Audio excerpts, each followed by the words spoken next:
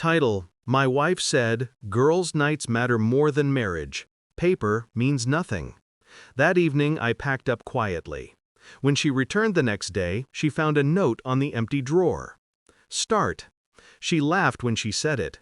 Girls' nights matter more than marriage. Paper means nothing. I remembered the way her wine glass caught the light, blood red and sharp against the kitchen marble.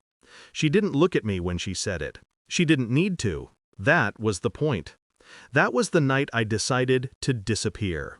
For years, I had been the man who stayed, through her moods, her ambitions, her quiet cruelties masked as jokes. I used to think marriage was about endurance, weathering storms, fixing cracks. But some storms don't pass. They just teach you who's willing to drown you. We were good once, or maybe I was just blind enough to call it that. Early mornings making coffee together, her stealing my shirts, me pretending not to mind. She'd look at me like I was her anchor. Maybe I was, until she found something more exciting to drift toward. It started with late nights, just dinner with the girls, just a movie, just a drink, just lies. I never confronted her, I just watched the distance grow. And when her phone started living face down on the table, I knew it wasn't girls' nights anymore. The night I found out, it wasn't through messages or calls, it was through silence.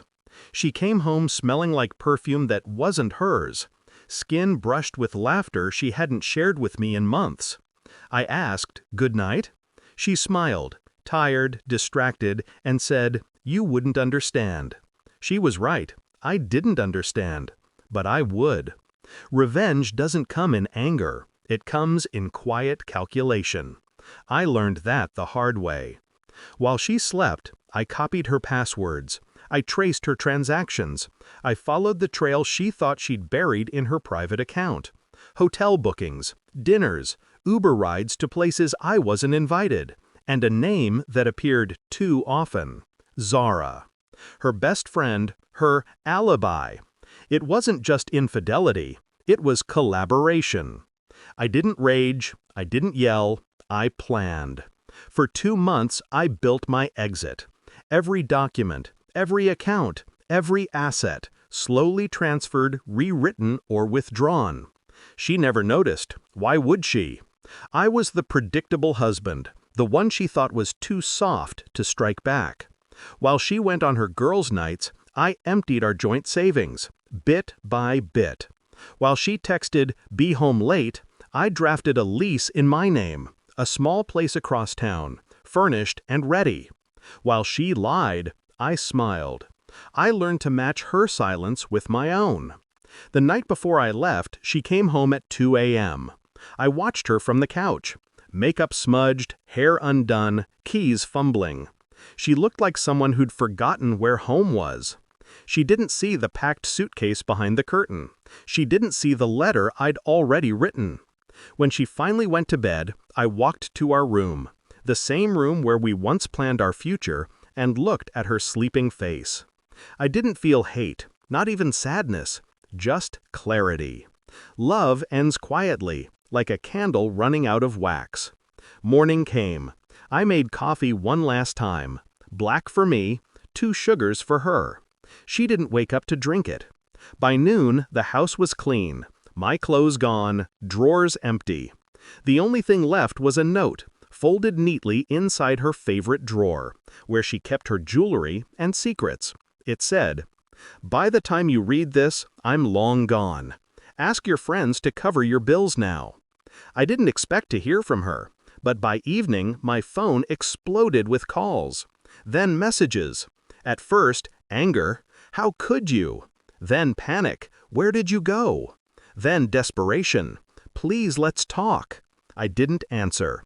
I wanted her to feel what I felt, the cold realization that everything stable can vanish without warning.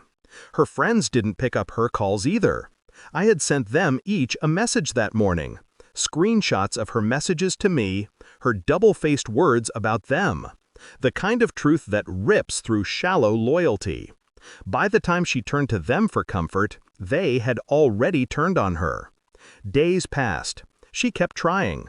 Then she stopped. And I I started breathing again. There's a strange peace in knowing you've burned a bridge that only ever led to pain. I didn't want her ruined. I wanted her aware. Aware of what it feels like to be left in the silence she created. I didn't take everything. I left her enough to survive. But I took back my self-respect, the one thing she'd been spending freely. Weeks later, she sent one last message. Was any of it real? I typed back, maybe, until it wasn't. Then I blocked her. Now, some nights, I sit on my new balcony, coffee in hand, watching the city lights flicker like dying stars. Freedom doesn't always roar. Sometimes it whispers, "You did the right thing." I think back to that night, the laughter, the glass, her words slicing through the air. Girls' nights matter more than marriage. Paper means